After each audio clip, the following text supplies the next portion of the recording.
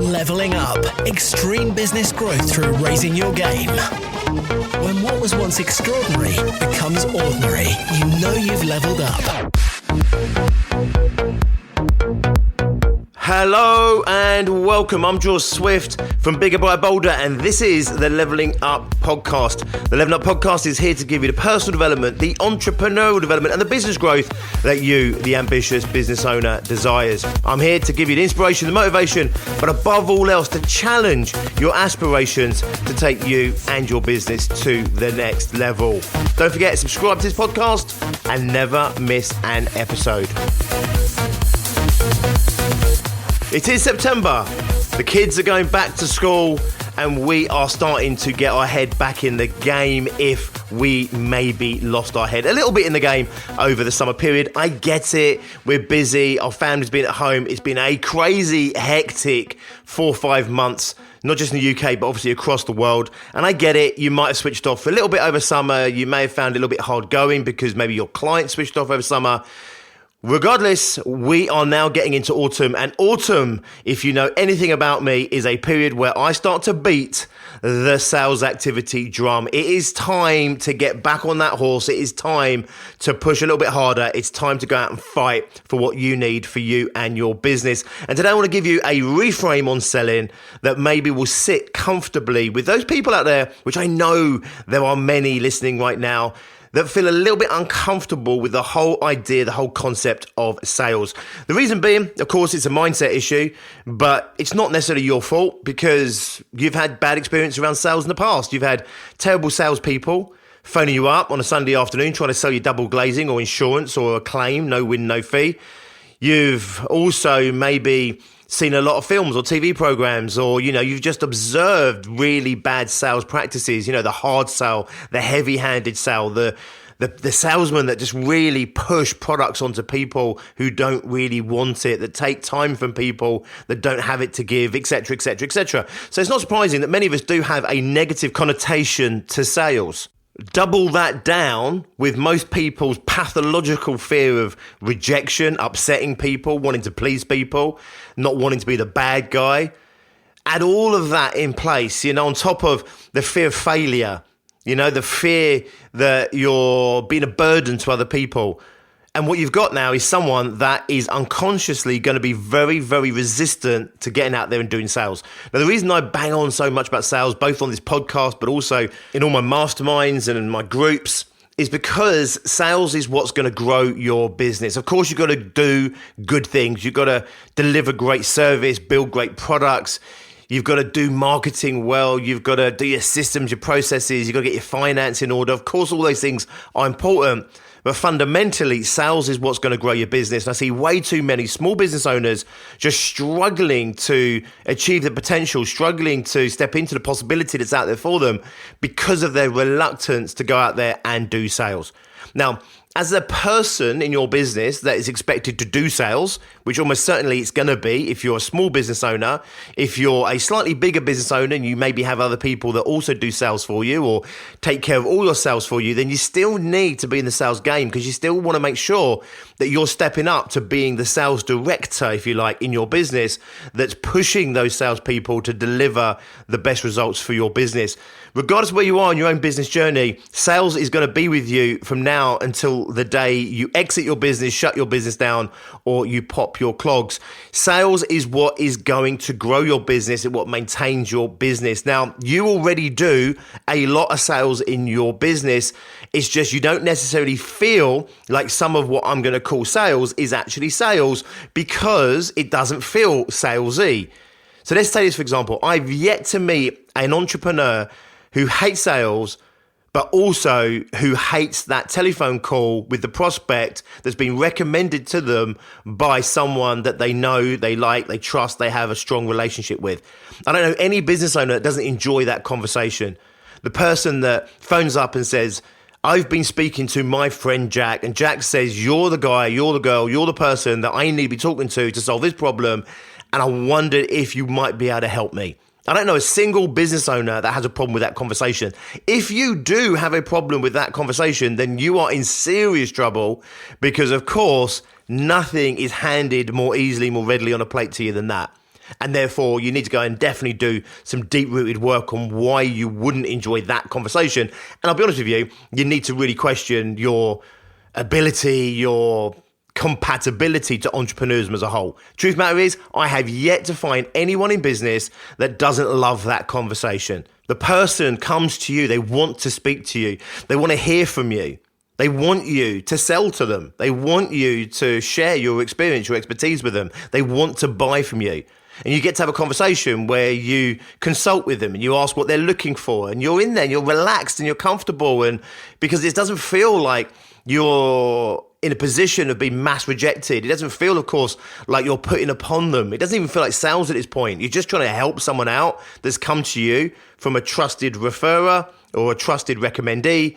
And therefore, you're just consulting with them, finding out how you can help them, having that whole conversation about what it is they need, what the outcomes they're looking for, what are their specific problems, and then you talk about how you can help them and how you can start to solve their problems.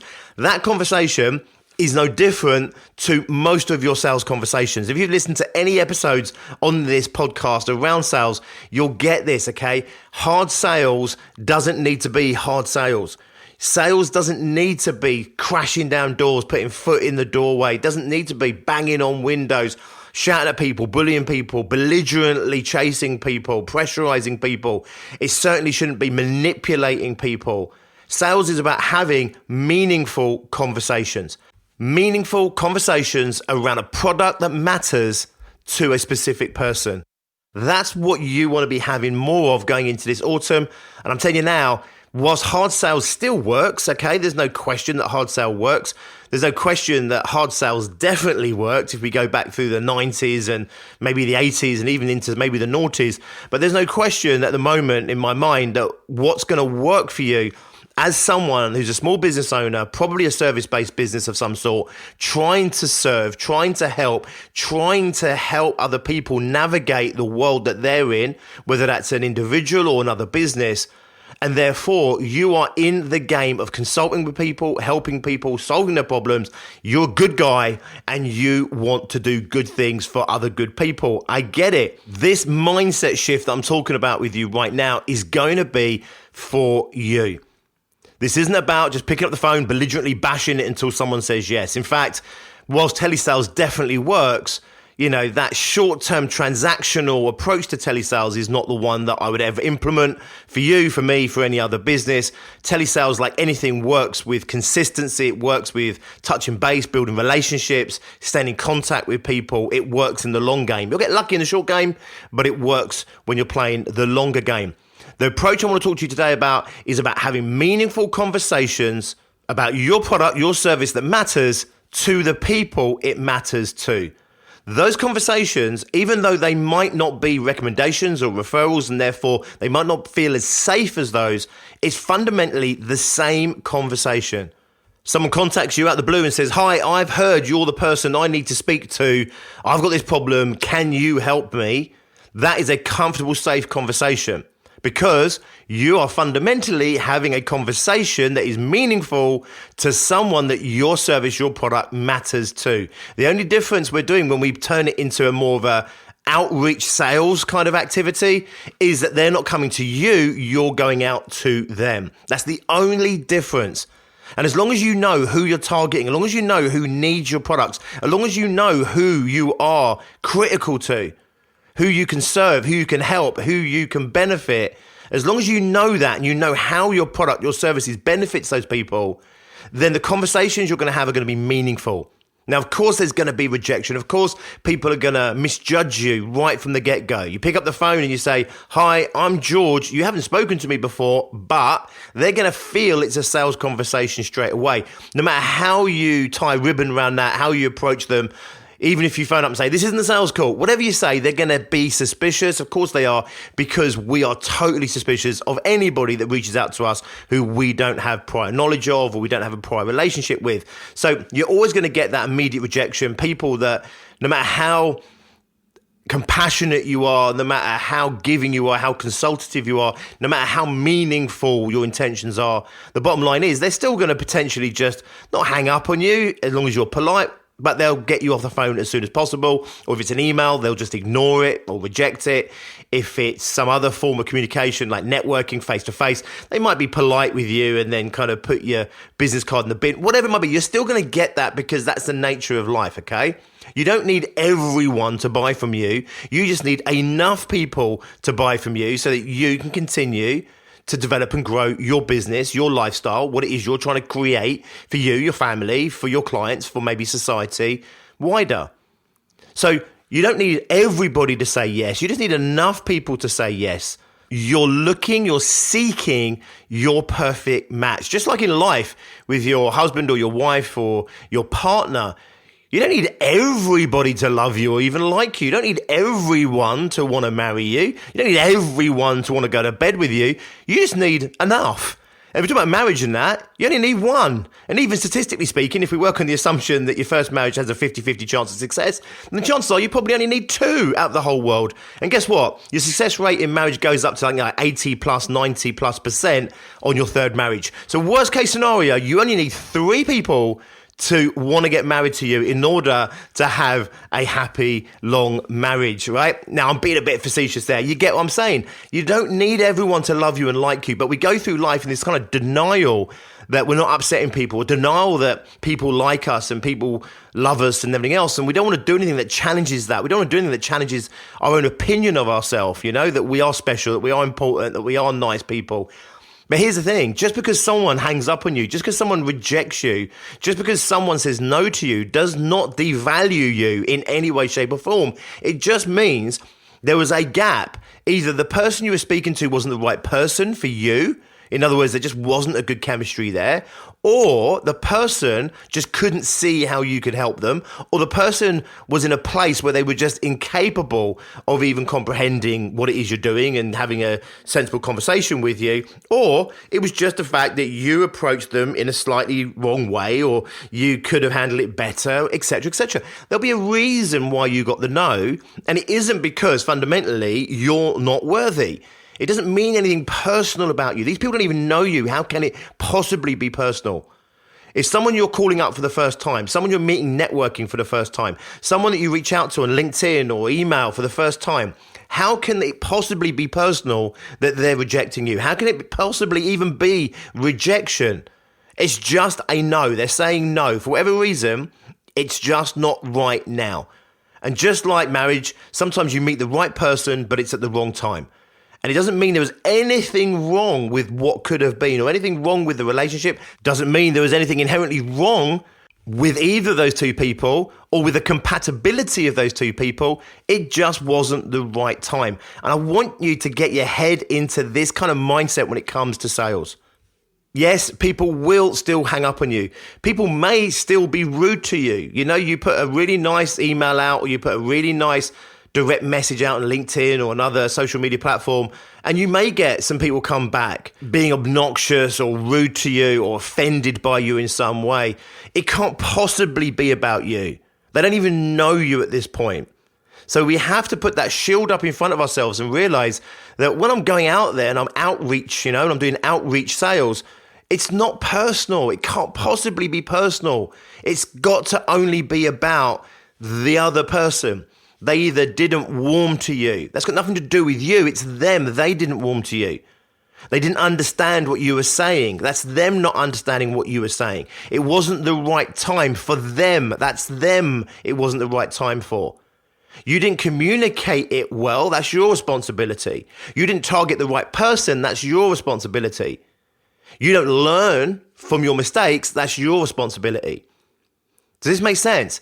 Take responsibility for what is your responsibility, but understand that any form of rejection is all about the person that's doing the rejecting. It has to be, because they're the ones rejecting.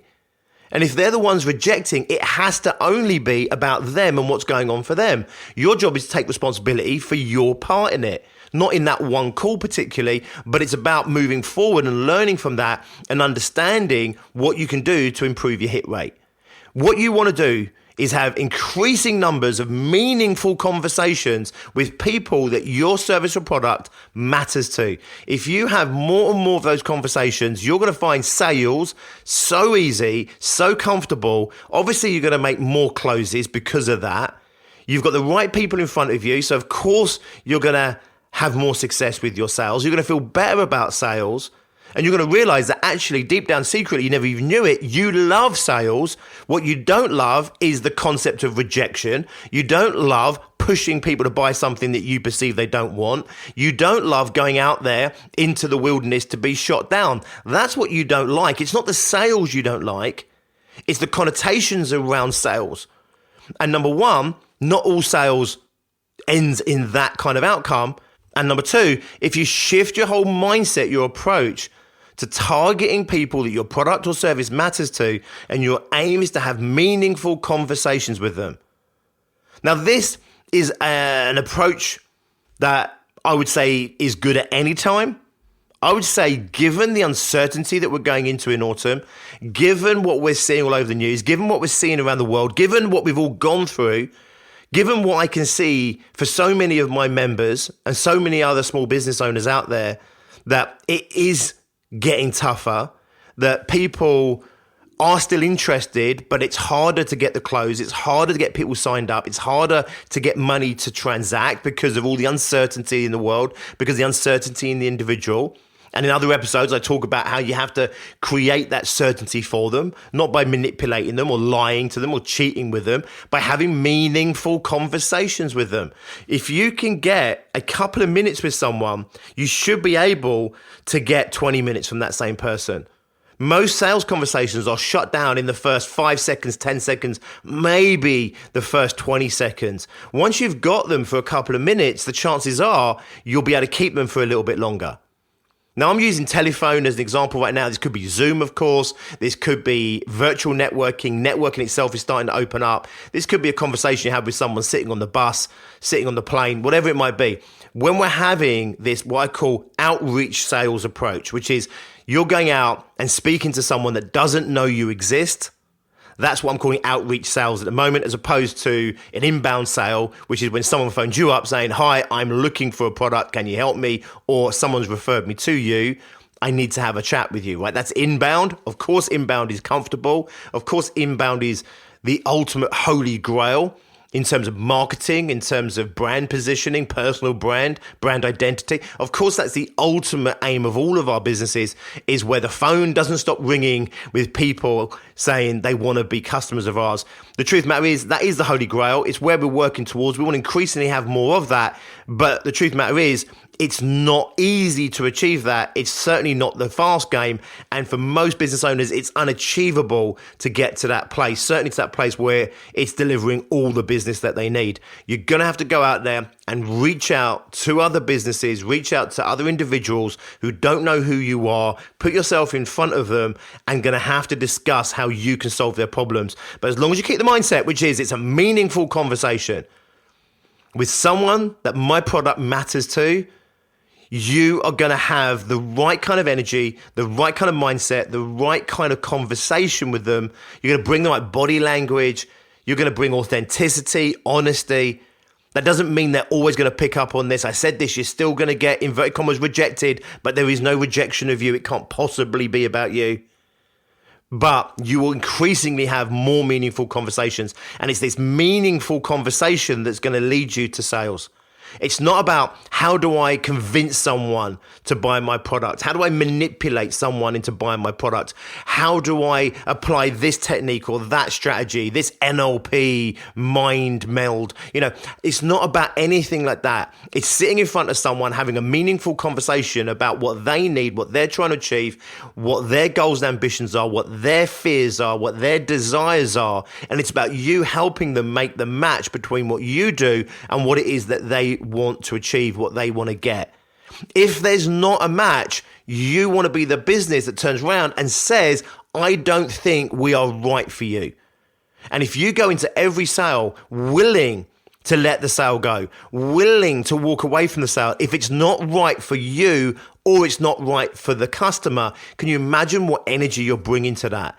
Number one, you're so much more confident in yourself, so much more authoritarian, but also you're more honest, you have more integrity, and they will pick up on this. You don't have to tell people you're authentic, they'll see it. You don't have to tell people to trust you, they will trust you. You don't need to talk about your fucking integrity because it will be obvious for all to see.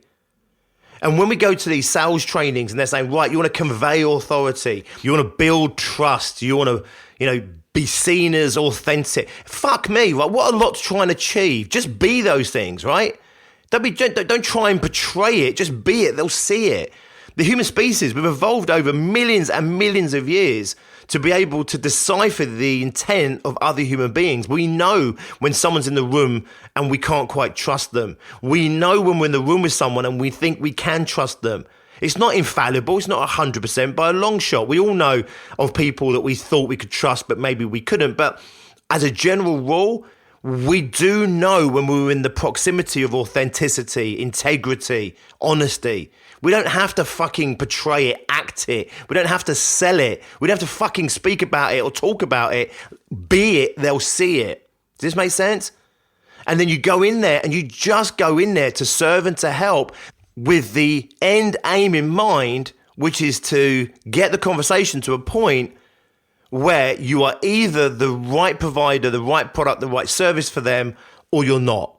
And that's on both sides. Either you're right for them or they're right for you. You need that harmonious match. And that's what the conversation should be about. It shouldn't be about trying to convince someone to buy a product. It shouldn't be, how to sell something. The conversation should be a meaningful one that really gets under the bonnet of the individual, really gains you the information that you need to really know whether or not you can help this person. And that's the question you're always asking yourself. Can I help this person? Can I give this person what they want? If the answer is yes, the next question is this. Are they the right person for me? Are they the person that's going to work well with me, make me look good in my business? Are they going to do what they need to do? Do I want this business? Too many people go into sales thinking it has to be salesy because of what you've experienced in the past, maybe what you've done in the past, maybe what you've been taught in the past, maybe what you've seen on TV or films or just witnessed in the past. And the truth of the matter is, for small business owners, it's just not like that.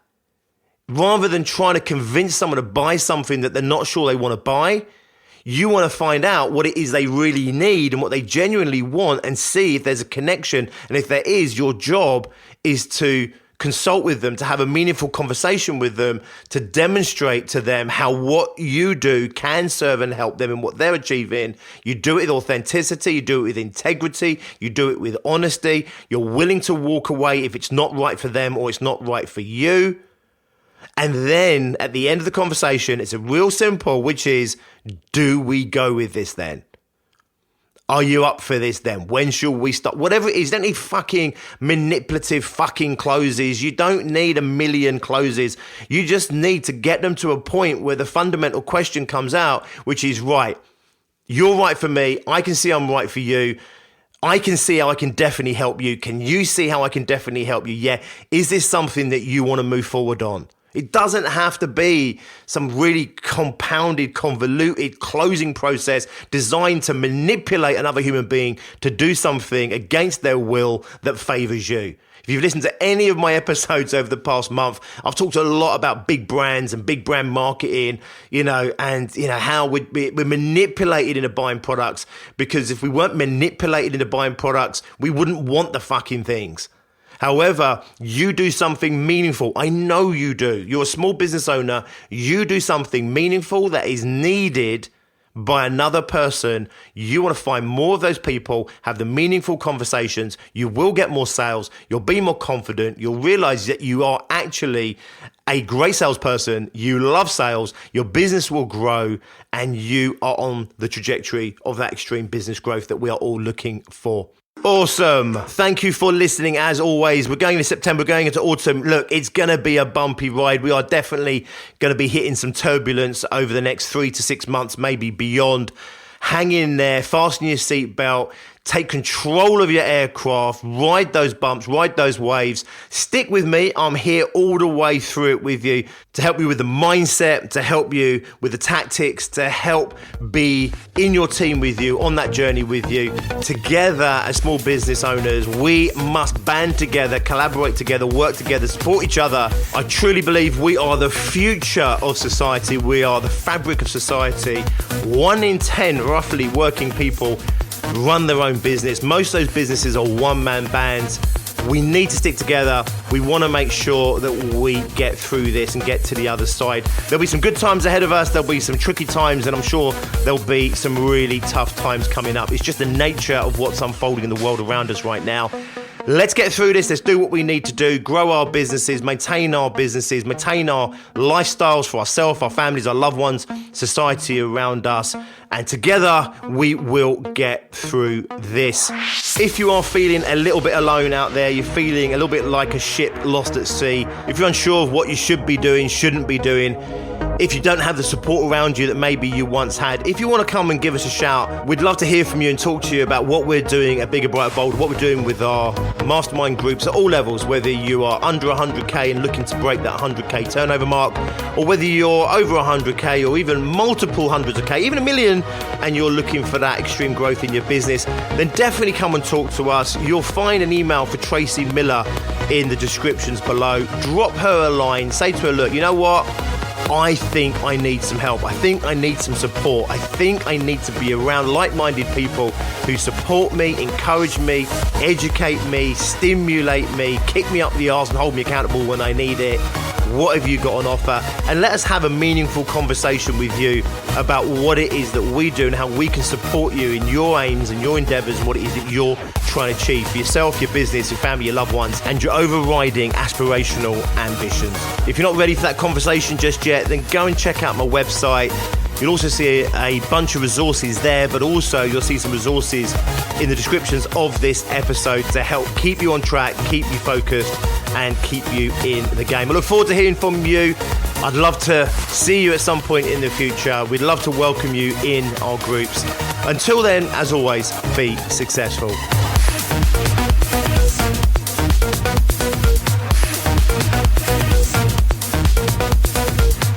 Leveling up. Extreme business growth through raising your game. When what was once extraordinary becomes ordinary, you know you've leveled up.